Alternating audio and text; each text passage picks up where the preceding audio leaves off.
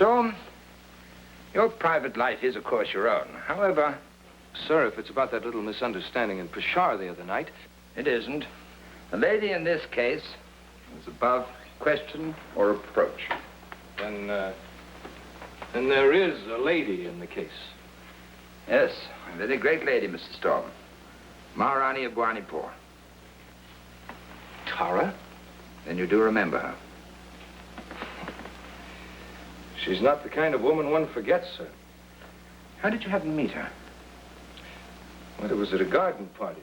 My grandmother's estate. She was the guest of honor. But that was 8 years ago in London. Yes, I knew she'd been brought up in England. Yes, by the request of the Maharaja. Well, he'd always been friendly to the crown. He thought it fitting that his bride-to-be should be raised in our tradition. Of course, she'd been promised to him since... well, ever since she'd been born. I see. Did you know, Mr. Storm, that the Maharaja is dead now? No, sir, I didn't. I'm sorry to hear that. He was assassinated in his sleep. Assassinated? Sir, you don't mean to imply... I'm implying nothing, Mr. Storm. I'm merely stating a fact. The Crown's strongest ally in Bwanipur has been murdered. And his widow, whose sympathies are still an unknown quantity, sits upon the throne as the regent. What has all this to do with me? Yeah, a very great deal. I have here a most unusual request for your personal services from the Maharani herself. I don't understand, sir. It seems that she fears an uprising amongst her own people in the wake of the Maharaja's untimely death. She feels that she needs the help of a military man, one that she can trust. She has asked me to send you to Bwanipur on attached duty at the Royal House to properly train our troops for such an emergency. Do you doubt her motives? No. I question them. Look here, Storm. Suppose this woman is not on our side. Suppose, for the sake of argument, that she was responsible for her husband's death. Suppose that it develops that in training her troops, we're actually training them to be used against us. It's possible, I suppose. But I can't believe it. Frankly, that's what worried me. Would your personal friendship with this woman interfere with a cold evaluation of the facts? I doubt it, sir. However, if Mr. Rhodes comes along, I'm sure he can balance the scales. Excellent. You and Mr. Rhodes will leave for Bwanipur at your earliest convenience. Yes. It seems I've kept you up rather late, Mr. Storm. Good night. Good night, sir.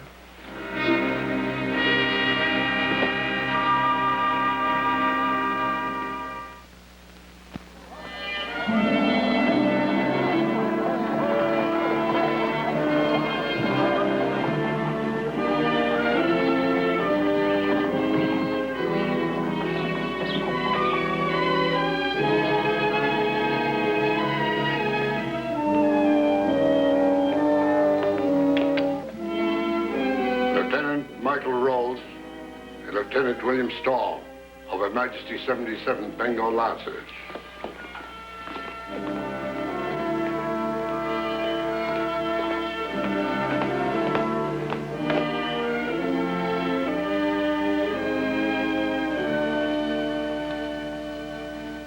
We are graciously pleased to welcome these brave officers of the gallant regiment to Bwanipur.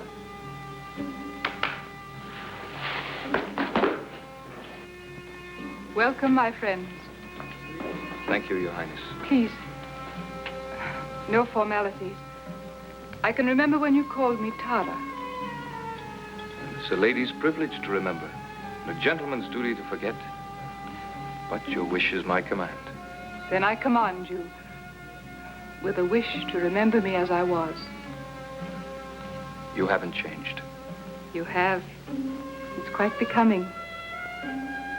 Mr. Rhodes, your presence here is quite unexpected, but no less welcome. Thank you, Your Highness. I asked for the help of only one officer, one whom I knew and trusted. But I suppose your Colonel Standish thought it wise to send another, one whom he knew and trusted. I hope you'll share his confidence in time, Your Highness. Perhaps, when I'm confident that you're here to serve me, not to observe me. Please, Tara. We both know you've been through a ordeal. The mutterings and unrest of my people have been a source of great anxiety to me. Coupled, of course, with your natural grief and shock over your husband's unfortunate death. The death of my husband was a great loss to the state. My own personal loss was something less, since I hardly knew him as a man. Ours is not a marriage as you understand the word, but rather the joining of two royal households. I understand. And I assure you, Your Highness, I had no suspicions. Suspicion, Mr. Rhodes. An unfortunate choice of words. I am the Maharani of Bwanipur. I am above suspicion. Of course, Your Highness. Forgive me. I'd like you to meet my brother, the Raj Kamar Kuran Surat. May I present our honored guests, Mr. Rhodes, Mr. Storm. A pleasure. Perhaps Mr. Storm would enjoy seeing your gardens, Tara, while I introduce Mr. Rhodes to our guests. You see, I have a most diplomatic brother. He knows we have much to discuss. 8 years to bridge between London and Bwanipur. You will excuse us? Of course.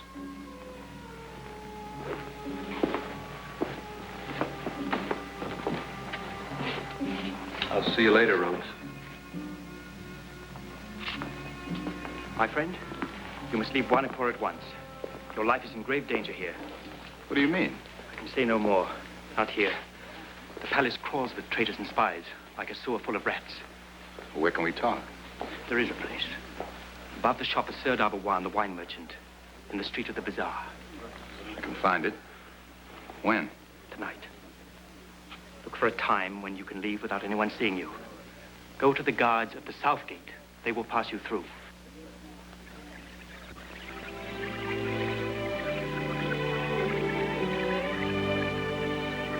It's growing late.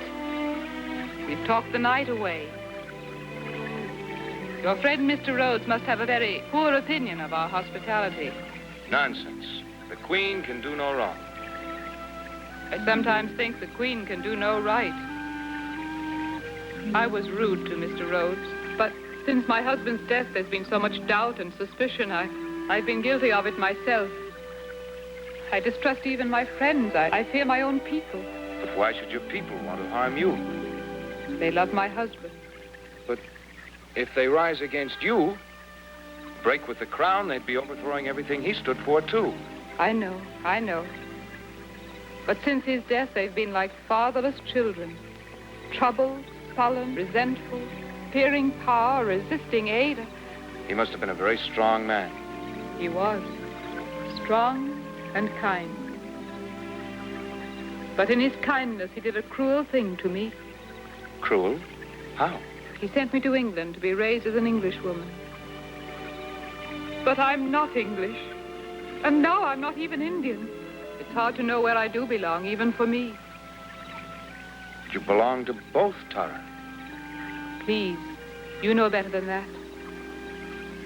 If we were of the same world, we might have spoken tonight about the present or even the future. Instead, we've talked only about the past and what might have been. There are times, Tara, when your world and mine, the past and the future, seem very close. Please, don't make it more difficult.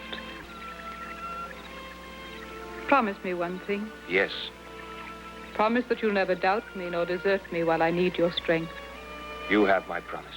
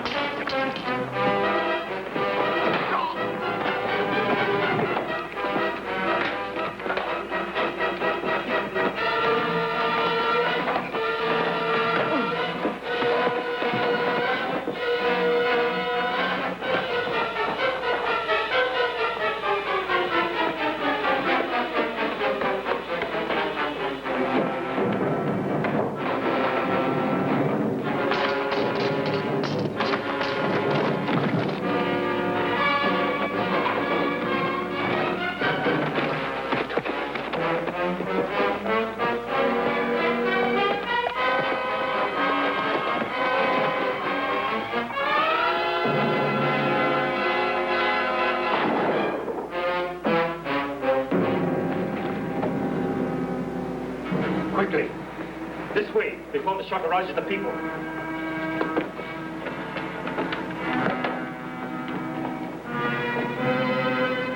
Up here.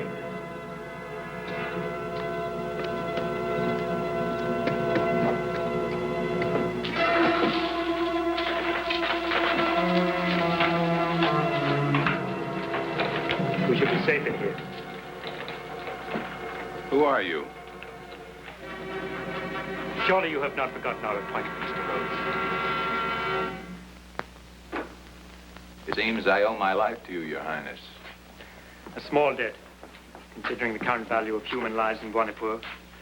Mine was worth about 5 rupees when you stepped in.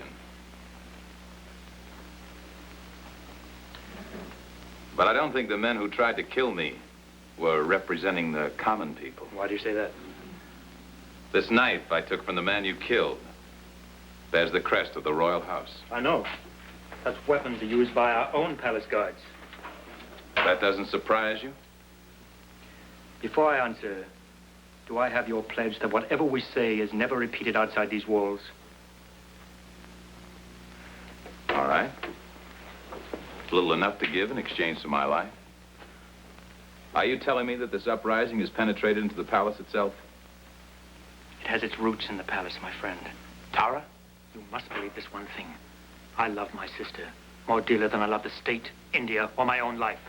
That's why I swore you to secrecy. That's why I'm sworn to stop her from letting her own ambitions drive her to destruction. But I don't understand. If Tara is planning to break with the British, why should she invite us here? To train her troops. Ah, not to put down an uprising against the crown, but to lead one. Yes. Despite her European education, my sister's sympathies have never been with your people. And the death of her husband was... Convenient. No more. With all my heart, I believe that she was innocent of that. Still, she's not above using us and using her friendship with Storm. No. Most of all, she is a woman, and a very clever one. But there, it seems, you were a complication. I still am, Your Highness. I still am.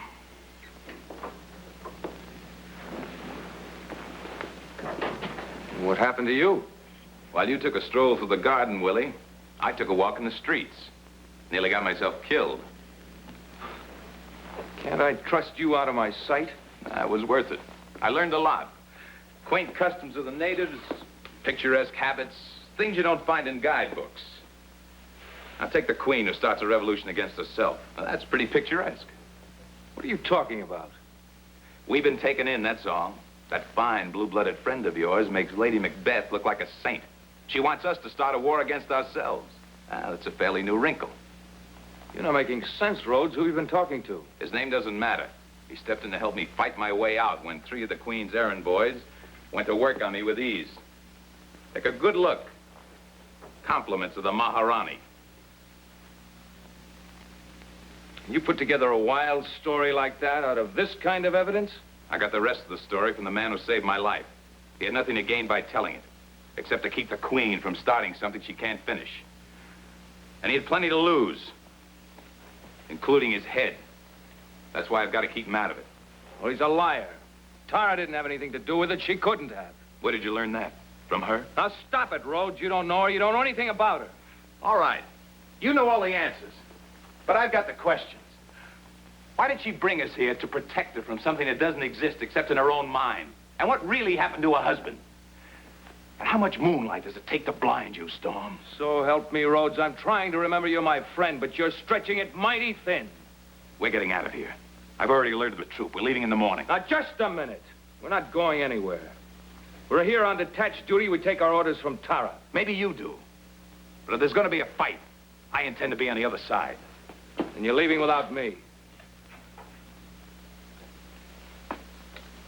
All right, Storm. That's the way you want it? Yes. Because if you're wrong, Rhodes, if she isn't plotting against us, then you'd be doing exactly what our enemies would want by running out on the job we came here to do. All right, Willie. For you, I'll give her the benefit of the doubt. For now.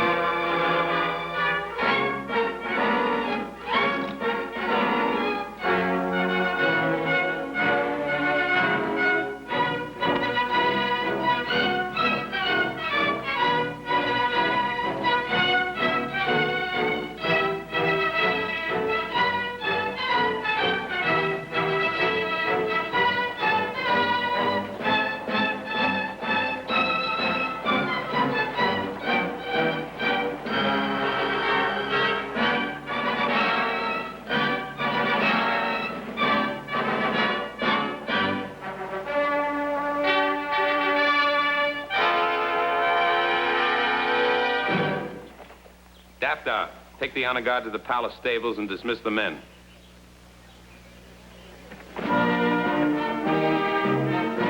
Honor guard, left wheel into single file. Forward, march!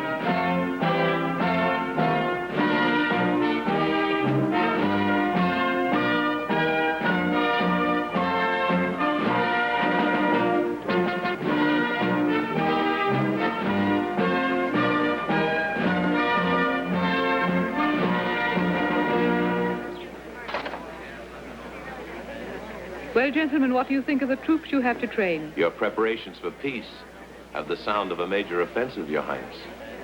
It is our fervent prayer that strength of arms will make force of arms unnecessary. We hope to hold the state safe and secure against the day when our young son takes the throne. Of course, and...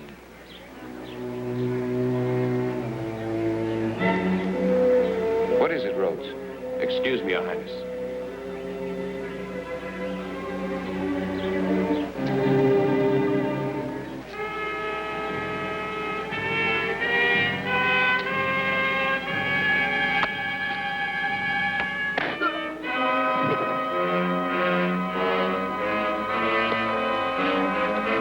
What's this all about, Rhodes? Do you know this man? Intimately. Last time I saw him, he was dead.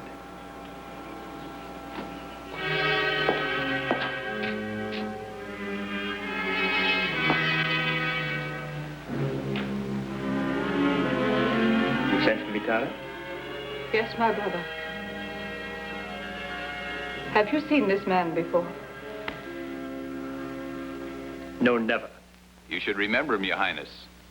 You killed him last night. That is not the man. It's a face I'm not likely to forget. Take him away. You can spare yourself the humiliation of a denial, my brother. The man was frightened. He told us many things. You see, it occurred to me that since you didn't have to kill him, perhaps you really didn't have to save my life. Why have you done these things to me, my brother? Are you so hungry for power that you would betray your own sister who loves you, who would have given you anything you asked? Yes? It's true I wanted power. And you were the nearest way to it. But you must have known you could never reach the throne. I could reach it through you. I could control it. I'm better fitted to rule than you or your weak Maharaja. The Maharaja was your only obstacle. No obstacle stays in my path for long. Not the Maharaja, certainly not this pair of cheap adventurers. You would have been wise to listen to me when I warned you of the people's anger. That to appease it, we must break with the crown. Instead, you sent for them. But I shall still rule through you, my sister. These two are unimportant and will die. But you cannot betray me, because I am the brother of your blood. I would have given you all of India, had it been mine to give. But now I must deny even the blood tie. You cannot. I defy you to summon your palace guards.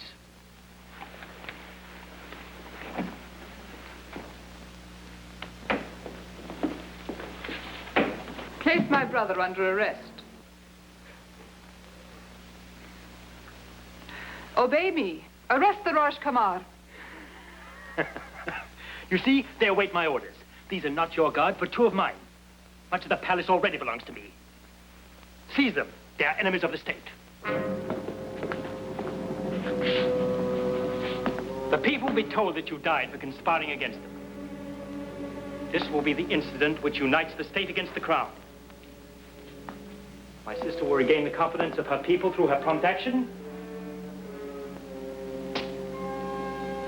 And we shall rule long together. But you will live only long enough to see your friend lying dead at your feet.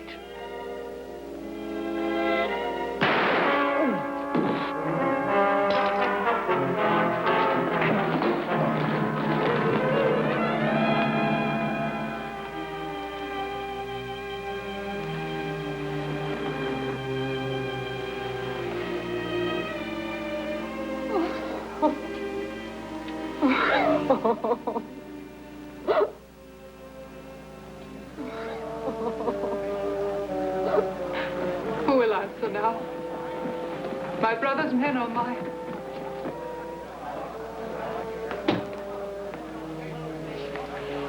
They're ours, Your Highness.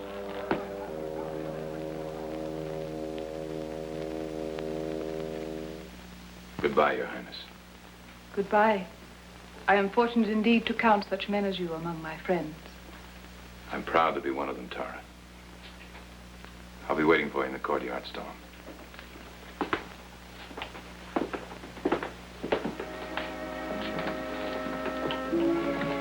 Will you be all right now?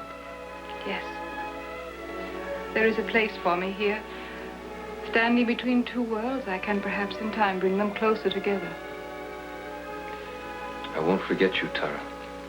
And I will remember, too. Yesterday is a part of tomorrow, my friend.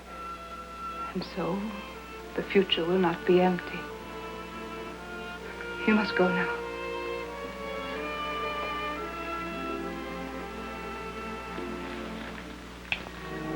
Goodbye.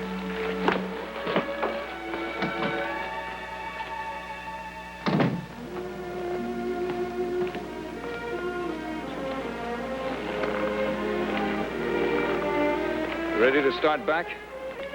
I am if you are.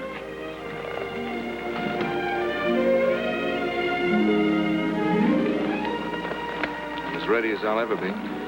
Forward! Forward!